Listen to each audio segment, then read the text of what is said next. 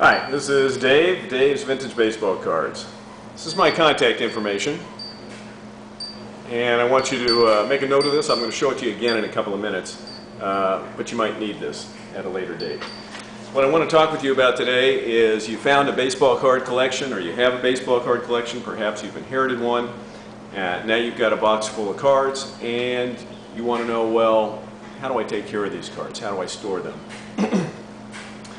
There's several different ways, but before I get into how you actually protect the cards, sometimes you're going to find cards, especially if you're looking at pre-war or 19th century cards, somebody may have tied a string around them. In the case of 19th century cards, cards can have a rubber band around them or be otherwise stored in a way where they get damaged.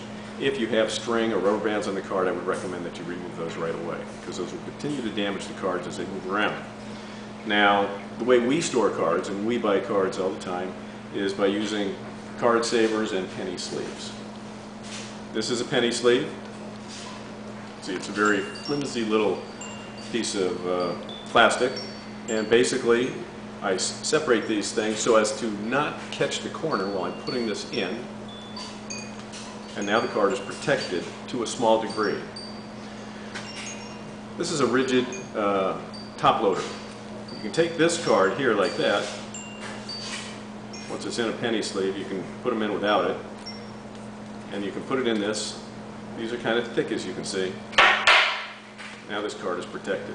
You can drop it, do almost anything you want. It's not going to get damaged. I don't use these because, as you can see, it's kind of a thick card. These are heavy.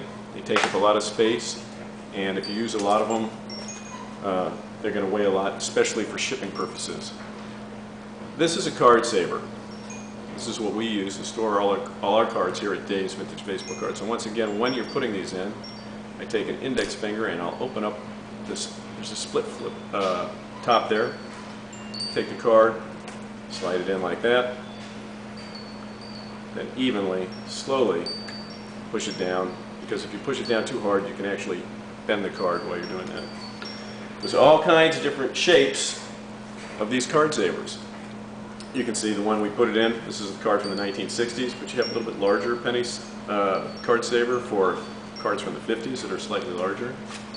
And then in some years you have odd-shaped cards like 1964 Topps Hockey, 1965 Topps Football, 1969 Topps Basketball, and once again they have penny sleeves for those, top loaders for those, they'll go right in there, and they also have card savers that are made for these. So we can go ahead and put that in, carefully put this card in here like that, and voila, your cards are protected. You may have postcards or larger cards, card saver 4s. They even have card savers larger than this. And for small magazines or 8x10 photos, you have these type of things.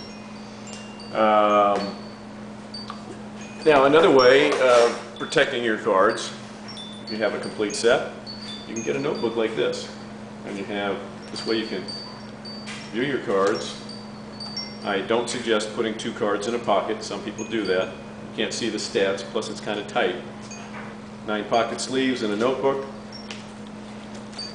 When you're storing these, the best way to do it is to lay them flat, because if you lay them like this, they have a tendency to kind of change the angle that they're in, and you can actually bend some of the cards. I'm going to move the camera around in a moment, but before I do that, let's say you have a set but you don't want to put it in a notebook. I keep my sets in boxes like this. But here at Dave's, when I have a valuable set, I'll package it a little bit differently than most other people. As I open the set, you see I have a little bubble wrap on top.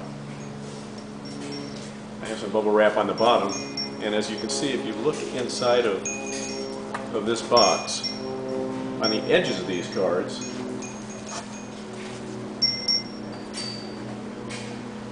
I have a little bit of foam.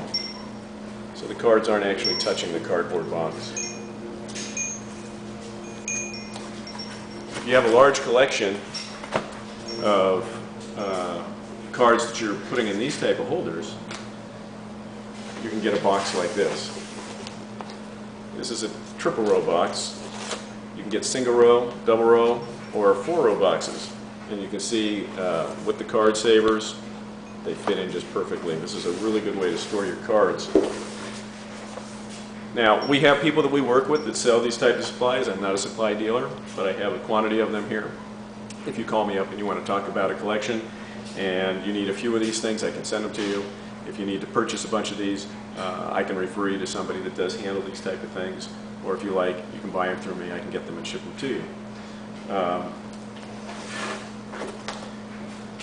Once again, if you need to contact us, there's my phone number, there's our website address, and if you have any questions, we're here waiting to hear from you. So come visit us at Dave's Vintage Baseball Cards for any of your card storage questions or inquiries, or if you need supplies. Talk to you soon. Thanks.